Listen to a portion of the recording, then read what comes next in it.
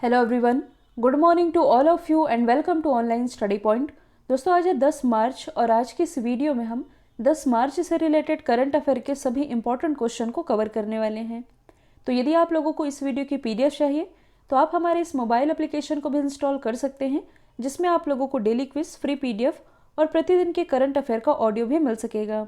इसके अलावा यदि आप एनटीपीसी और ग्रुप डी की तैयारी कर रहे हैं तो आप हमारे इस स्पेशल चैनल से भी जुड़ सकते हैं, जिसकी लिंक डिस्क्रिप्शन बॉक्स में दी हुई है। तो चलिए स्टार्ट करते हैं।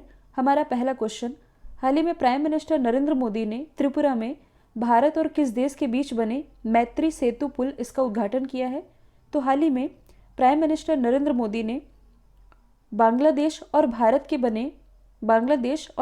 बीच बने इस मैत्री सेतु पुल का उद्घाटन किया गया है त्रिपुरा में। कब किया गया है? अभी हाल ही में, मतलब कि 9 मार्च 2021 को वीडियो कॉन्फ्रेंसिंग के माध्यम से इस पुल का उद्घाटन किया गया है। और ये जो पुल है, जिसका नाम मैत्री सेतु पुल है, जो कि फेनी नदी पर बनाया गया है। फेनी नदी जो कि त्रिपुरा और बांग्लादेश के बीच बहती है। 1.9 किलोमीटर लंबा ये पुल है, जो कि भारत में सबरूम को किससे जोड़ेगा?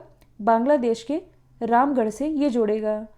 और आप सभी जानते हैं, देखिए इस परियोजना की कुल लागत भी आप जान लीजिए, 133 करोड़ रुपए की ये परियोजना है, जिसका उद्घाटन प्राइम मिनिस्टर नरेंद्र मोदी ने किया है। और इस पुल का निर्माण राष्ट्रीय राजमार्ग और बुनियादी ढांचा विकास निगम लिमिटेड इसके द्वारा किया गया है। लंबाई है 1.9 किलोमीटर। और आप सभी जानते हैं कि ये साल है जो 2021 का, ये बांग्लादेश के लिए स्पेशल साल है। क्यों है? क्योंकि बांग्लादेश अपनी स्वतंत्रता की 50वीं सालगिरह मना रहा है। क्योंकि 1971 में जब भारत और पाकिस्तान का युद्ध हुआ था, तो इस युद्ध के दौरान उदय हुआ था बांग्लादेश का। तो बांग्लादेश अपनी 50वीं वर्षगांठ मना रहा है इस साल। तो इसी के मौके पर कुछ अनाउंसमेंट भी हुए हैं, यदि आप लोगों को याद होगा। तो पहला तो आप ये याद रख लीजिए कि हाल ही में, मतलब कि लगभग 55 साल के बाद चिल्हाटी से हल्दीबाड़ी ट्रैक को खोल दिया गया है 50वीं सालगिरह के मौके पर, जो कि 55 साल से बंद थी। और इसी चिल्हाटी हल्दीबाड़ी ट्रैक पर अब पैसेंजर सर्विस भी शुरू की जानी है। क्योंकि आप सभी जानते हैं, अभी तक भारत और बांग्लादेश के बीच 2 पैसेंजर सर्विस चलती है, मतलब कि 2 पैसेंजर ट्रेनें हैं। एक तो है बंधन एक्सप्रेस, दूसरी है मैत्री एक्सप्रेस। और ये जो तीसरी पैसेंजर एक्सप्रेस है, जो कि शुरू की गई है न्यू जलपाईगुड़ी से बांग्लादेश के ढाका के बीच। बांग्लादेश की कैपिटल ढाका ही है, करेंसी है टका, प्राइम मिनिस्टर हैं शेख हसीना। यदि आप करंट से रिलेट करेंगे तो हाल ही में बांग्लादेश गवर्नमेंट के द्वारा no mask no service policy ये भी लागू की गई थी। अब यदि हम बात करें भारत और बांग्लादेश के बीच के संबंधों की, तो इसकी हिस्ट्री की यदि हम बात करें तो अभी मैंने बताया है 1971 में ये एक देश बना था, मतलब कि ये आज़ाद हुआ था। और 1971 में बांग्लादेश के स्वतंत्र अस्तित्व को मान्यता देने वाला और बांग्लादेश के साथ राजनयिक संबंधों को स्थापित करने वाला पहला देश ये अपना देश भारत ही था। भारत और बांग्लादेश के बीच कितनी सीमा लगती है? मतलब कि ये बॉर्डर शेयर करता है लगभग 4096 किलोमीटर, जो कि सबसे ज़्यादा है। और यदि आप करंट से रिलेट करेंगे तो हाल ही की यदि विकास की घटना यदि देखी जाए तो भारत और विशेष रूप से जो पूर्वोत्तर राज्य हैं, मतलब कि भारत से माल की आवाजाही के लिए बांग्लादेश में चटगांव और मोंगला पोर्ट का उपयोग ये भी अलाउ किया गया है। ये हाल ही की घटना है। इसके अलावा जो मैंने बताया है फेनी नदी के बारे में, तो इस फेनी नदी का पानी ये त्रिपुरा में पीने के उपयोग में लिया जा रहा है। तो ये बात हो गई भारत और बांग्लादेश के बीच संबंधों की। और स्टार्टिंग के जो क्वेश्चन होते हैं मैं इंटरनेशनल रिलेशन के ही रखती हूँ, इसके बाद स्टेट वाले क्वेश्चन रखती हूँ। तो आज इंटरनेशनल रिलेशन के 2 क्वेश्चन हैं। हाल ही में किस देश ने सार्वजनिक स्थानों पर बुर्का पहनने पर रोक लगा दी है? तो पब्लिक प्लेसेस पर बुर्का पहनना ये बैन किया गया है स्विट्ज़रलैंड गवर्नमेंट के द्वारा। और इसके लिए यहाँ अभी हाल ही में जनमत संग्रह भी कराया गया था। जनमत संग्रह कहने का मतलब है कि यहाँ लोगों से ही पूछा गया था कि हम ऐसा विचार कर रहे हैं कि सार्वजनिक स्थानों पर हम बुर्का पहनने पर रोक लगा रहे हैं, इसमें आपकी क्या राय है? अब आप लोग ये सोच रहे होंगे कि ऐसे तो हर व्यक्ति से पूछना मुश्किल होता होगा।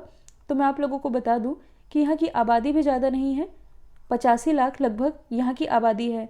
जैसे कि अपने देश भारत में भी हमसे पूछा ही जाता है एक तरह से, लेकिन डायरेक्ट हमसे नहीं पूछा जाता। हमारे द्वारा जो प्रतिनिधि चुने जाते हैं लोकसभा और राज्यसभा में, जैसे कि सांसद और विधायक, ये हमको ही रिप्रेजेंट करते हैं और हमारे बिहाफ पर कोई भी डिसीजन लेते हैं।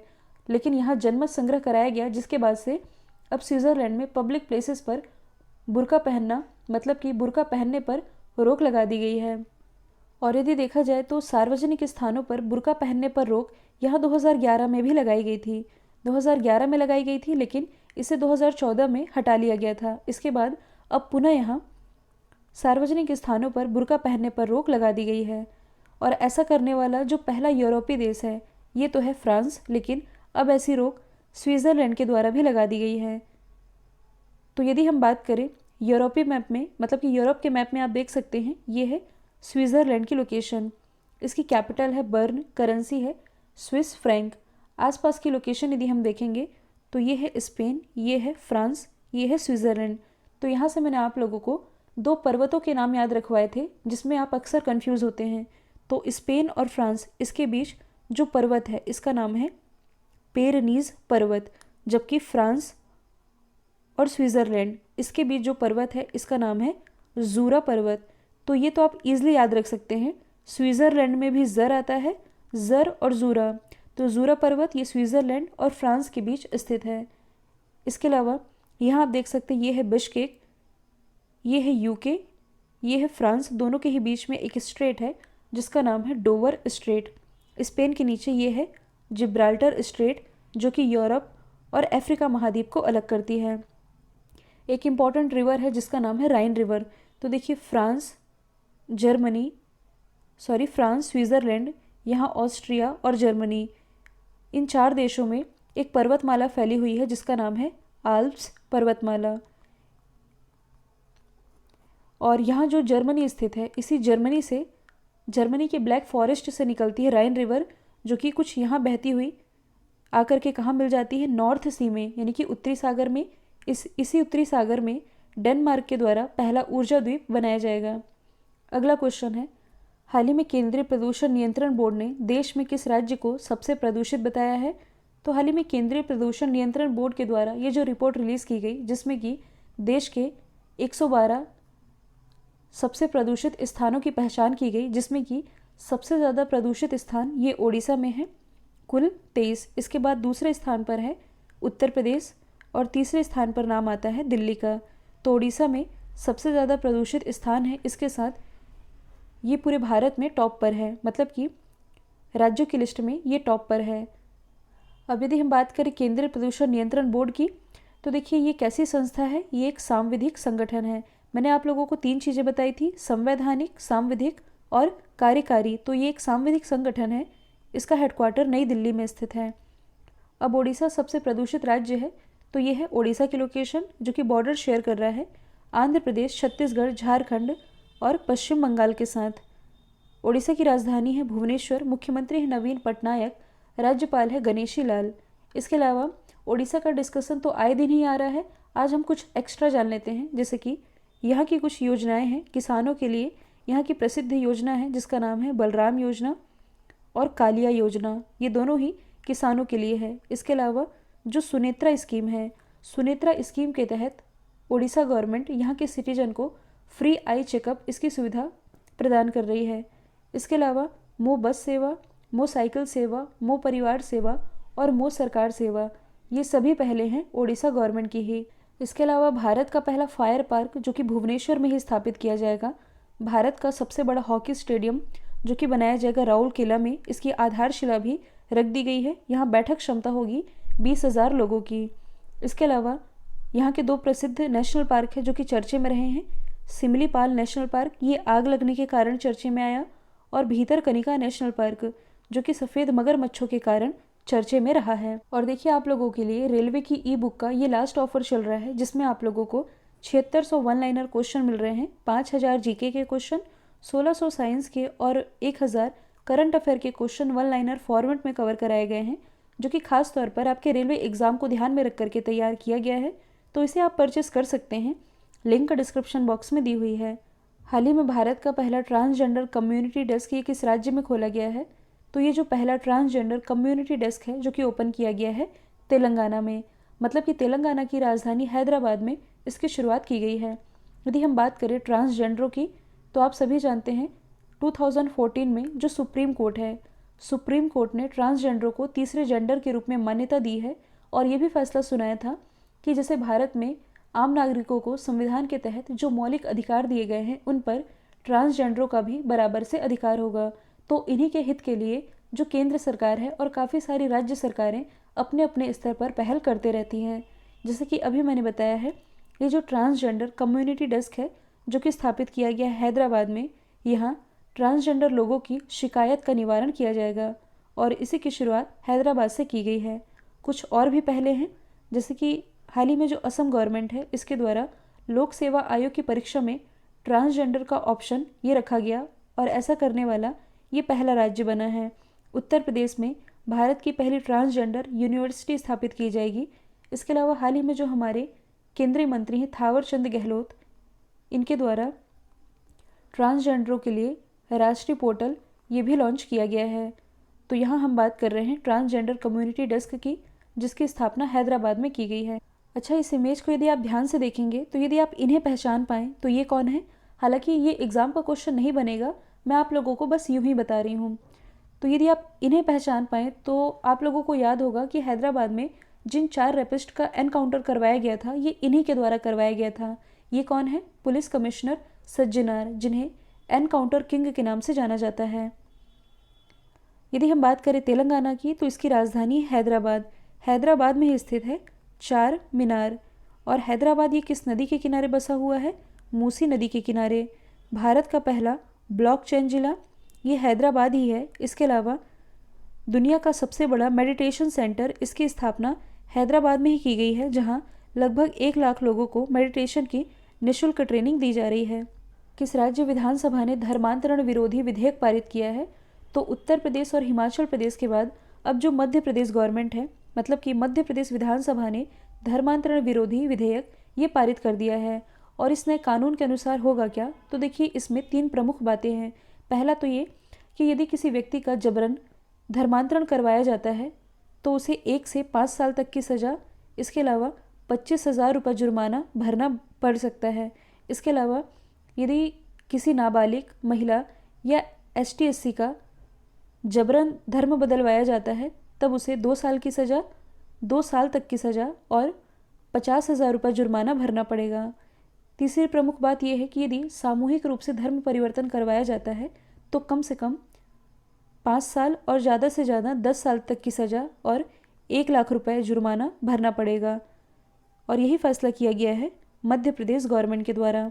आप मैप में देख सकते हैं मध्य प्रदेश की लोकेशन, जो कि बॉर्डर शेयर करता है यूपी, राजस्थान, गुजरात, महाराष्ट्र और छत्तीसगढ़ के साथ। भारत के बीचों बीच स्थित है, इसलिए इसे भारत का हृदय प्रदेश भी कहा जाता है। सोयाबीन का सर्वाधिक उत्पादन होने के कारण इसे सोया स्टेट के नाम से भी जाना जाता है। इसकी राजधानी है भोपाल। भोपाल जहां भारत का पहला कचड़ा क्लिनिक ये स्थापित किया गया है। मुख्यमंत्री है शिवराज सिंह चौहान, राज्यपाल है आनंदीबेन पटेल। इसके अलावा भोपाल के पास यदि आप कुछ यहाँ देखेंगे तो ये है होशंगाबाद। इसी होशंगाबाद का नाम नर्मदापुरम करने की घोषणा की गई है। और ये जो आप देख रहे हैं ये है उज्जैन, जो कि महाकाल की नगरी है, शिप्रा नदी के किनारे बसी हुई है। इंदौर, जो कि भारत का सबसे स्वच्छ शहर है, ये किस नदी के किनारे बसा हुआ है? कान्ह नदी के किनारे, और इसे खान नदी के नाम से भी जाना जाता है। इंदौर इसी नदी के किनारे बसा हुआ है। इसके अलावा ये जो आप देख रहे हैं बैतूल, बैतूल का एक गांव है जिसका नाम है बांचा गांव। 100% सौर ऊर्जा से संचालित भारत का पहला गांव ये बांचा गांव ही है। इसके अलावा कल मैंने आप लोगों को बताया था कि हाल ही में मध्य प्रदेश के 3 नेशनल पार्क में नाइट सफारी की सुविधा शुरू की गई है, पेंच, कान्हा और बांधवगढ़। अगला क्वेश्चन है, संयुक्त राष्ट्र की एक रिपोर्ट के अनुसार दुनिया भर में प्रतिवर्ष अनुमानतः यानी कि लगभग कितने प्रतिशत खाना बर्बाद होता है? तो हाल ही में जो UNEP है यानी कि यूनाइटेड नेशन एनवायरनमेंट प्रोग्राम, इसके द्वारा प्रतिवर्ष पूरे वर्ल्ड में 17% खाना ये वेस्ट होता है। मतलब कि UNEP के द्वारा ये जो फूड वेस्टेज रिपोर्ट जारी की गई है, कहने का मतलब ये है कि खाना खाकर जो छोड़ दिया जाता है यही है फूड वेस्टेज। तो इसके द्वारा जो रिपोर्ट जारी की गई है इसमें काफ़ी चौंकाने वाले आंकड़े सामने निकल कर आए हैं। जैसे कि प्रतिवर्ष यदि देखा जाए तो भारत की ही यदि हम बात करें तो भारत में एक व्यक्ति के द्वारा हर वर्ष लगभग 50 किलोग्राम खाना छोड़ा जाता है, मतलब कि वेस्ट किया जाता है। कुछ पड़ोसी कंट्री हैं, इनके भी डेटा आप देख सकते हैं कि बांग्लादेश में 65 किलोग्राम प्रति व्यक्ति, पाकिस्तान में 74 किलोग्राम प्रति व्यक्ति। ये एक साल का आंकड़ा है कि एक साल में एक व्यक्ति के द्वारा लगभग इतना किलोग्राम खाना वेस्ट किया जाता है। और रिपोर्ट ये भी कहती है कि 2019 में लगभग 69 करोड़ लोग भूखमरी के शिकार भी हुए थे। और यहाँ से मैं आप लोगों को एक चीज़ बताना चाहूँगी, हालांकि ये करंट का क्वेश्चन नहीं है, लेकिन जनरल नॉलेज के लिए, मतलब कि ये सारी चीज़ें हमें जाननी भी ज़रूरी है। जैसे कि कुछ समय पहले ही जो लेजेंड रतन टाटा जी हैं, इनका एक ट्वीट सामने आया था, मतलब कि खाना बर्बादी करने की आदत पर एक इंस्पिरेशनल इंसिडेंट इन्होंने शेयर किया था। जर्मनी की एक घटना थी। ये एक रेस्टोरेंट में गए थे अपने कुछ कलीग के साथ, और ये भूखे थे, मतलब कि इनके साथ जो भी गए थे वे सभी लोग भूखे थे। तो इन्होंने एक साथ बहुत सारा खाना ऑर्डर कर दिया। अब पेट तो भर गया, लेकिन लगभग 1/3 खाना इन्होंने टेबल पर ही छोड़ दिया था।